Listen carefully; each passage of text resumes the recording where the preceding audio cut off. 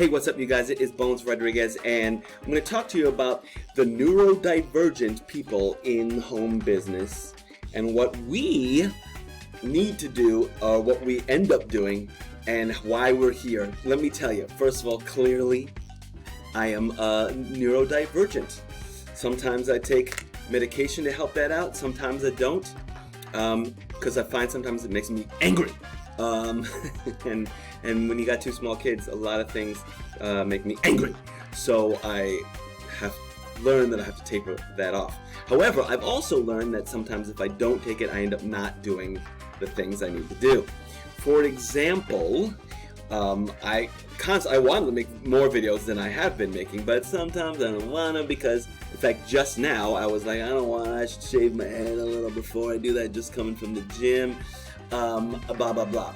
But what I have learned is that the home business industry calls out to people who are neurodivergent or who have found success in other ways, because many of us, and I mean many of us, did terribly in school because of the way you learn in school. You just kind of put it in, regurgitate, and then you forget it.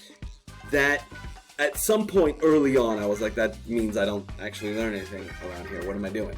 You know? And so I just learned to find all the shortcuts so I could get through school, which my poor mother, right? She's a school teacher and very much into studying and all that stuff.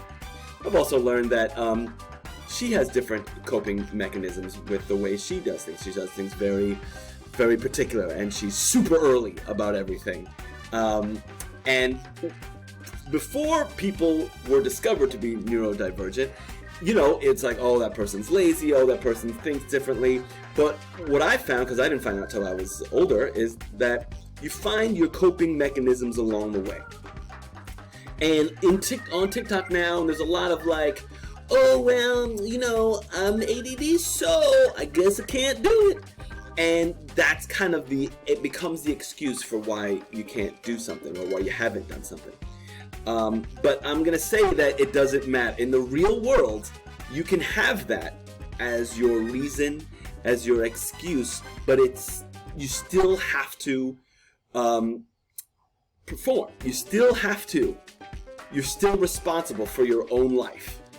And, you know, I'm 51, so like I sound like, well, you're still responsible for your life, but like, it's true, right?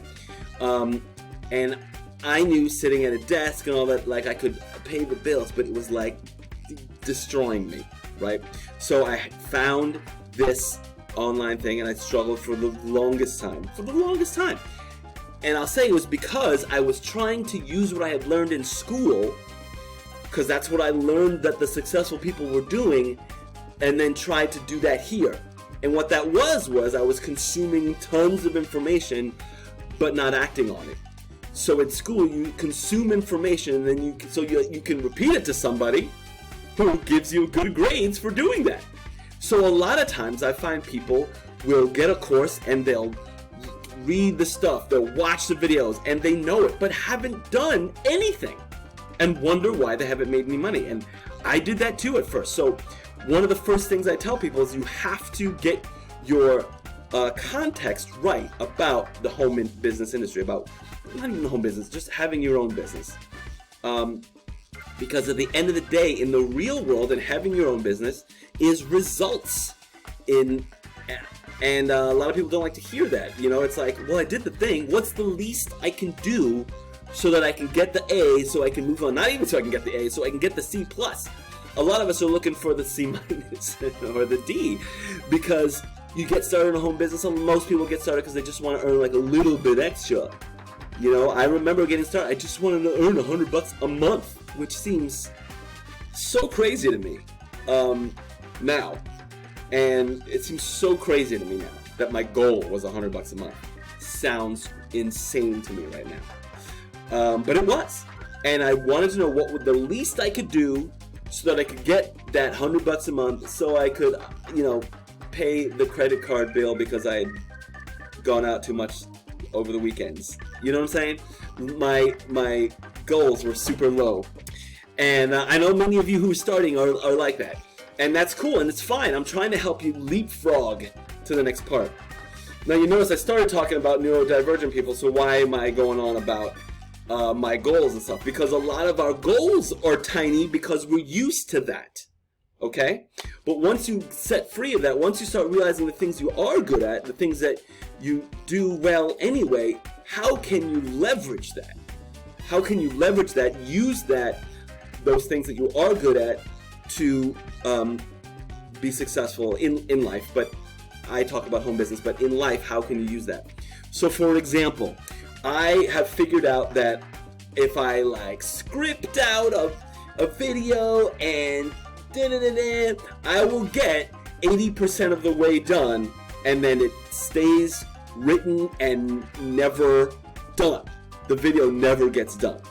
So the way I often get videos done is I have a good idea and I shoot it right now, which I'm doing right now. That's why I like this right now. I was, because I will do, sorry. So, my Screen Pal crashed on me. It crashes sometimes, which is so lame.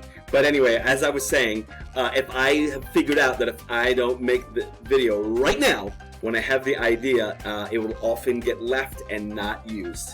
So, I gotta change that. So the thing I gotta do is set it up, click record, start talking, get it done so that I can get you the information, because otherwise a lot of the stuff that is really helpful, that I know a lot of you guys really like my videos, and I do too, frankly. I like my videos too, and I know a lot of people come, join Solopreneur School because I have a different perspective that, I make things simple, I make things obvious for people because I need them obvious. And so now that they are obvious to me, I know how to translate that, okay? So when I have the idea, I gotta go. So all of TikTok, and a lot of my TikTok, is a lot of neurodivergent stuff, the ADHD stuff, a lot of how to parent with that, and a lot of that. But I find that a lot of the younger people, the kids these days, use it as their excuse for not doing anything, and it's kind of like accepted and okay, and it is, and I get that emotionally it's okay, but it's not okay if you want results. If you are skinny and you don't run fast, but you have to play football, you better figure it out. Be a kicker. You know what I'm saying? Or something. I was little, I was skinny, and, we played football. Not really. I didn't really play football. I went to a science high school.